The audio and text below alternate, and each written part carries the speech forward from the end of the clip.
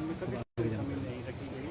उसके बाद भी जो हमने जिस शपथ की मैं बात करता हूँ कि शुद्ध अंतःकरण से और बिना किसी राज द्वेष के फिर वो सम्मान लगातार बना रहा। प्लीज हमारी हुई बहुत जरूरी। चौथी में फिर वही आगे के किसी के चुनाव होने उसको लेकर भी एकजुटता और तमाम सारी चीज़ें थी। तो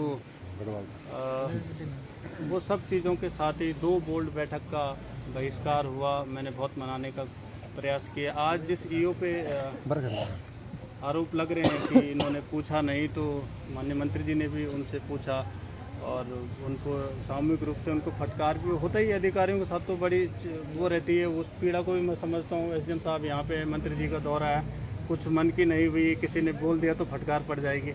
ठीक है, वो शायद उनकी सेवा में रहता है आचरण का कि ठीक है रिस्पेक्ट देनी है, कोई दिक्कत नहीं, आगे बढ़ना है, सेवा करते रहनी। तो वही चीज़ें उनके साथ भी हुआ। लेकिन उनके जो सम्मान की वो बात कर रहे थे और कि हमारी अनदेखी होती, तो तब भी उन लोगों का प्रयास हुआ कि अध्यक्ष जी आप मान लीजिए, कोई बात नहीं, चीज़ें होती है, आप इनको मना लीजिए जैसा भी है। बोर्ड बैठक में अनुचित बातें की गई, फिर बहिष्कार भी हुआ और फिर जो चलता ही है राजनीति में कि कई लोगों ने ऐसा परामर्श दिया कि 4 को तोड़ो 3 को छोड़ो वाला सीन। मैंने कहा नहीं, मैं किसी को मनाऊंगा नहीं, ये नहीं होना है। 4 मेरे लिए सातों हैं, ढंग से रहेंगे तो ठीक, नहीं रहेंगे नहीं होंगी चीज़ें।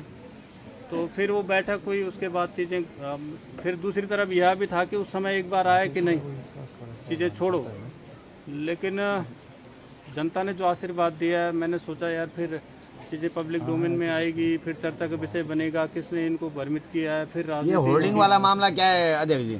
मैं बताऊंगा जी उस बारे में भी चीज़ें सारी। तो मैं उस बात पे ही आता हूँ कि चीज़ें न बने चर्चा का विषय। तो यही रहा कि